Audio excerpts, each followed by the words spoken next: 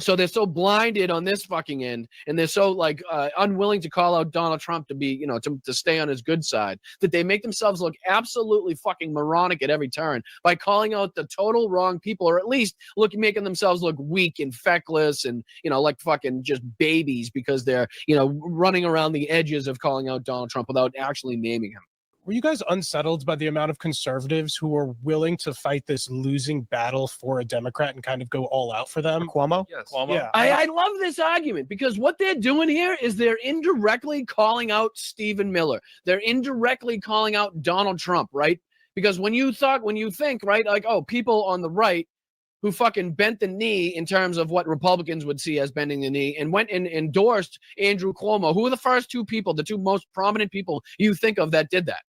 Well, it was the president of the fucking United States, and then it was Stephen Miller, and I'm sure even people in between them, as far as Republican politicians, that said or implored people to vote for Cuomo over Mamdani, right?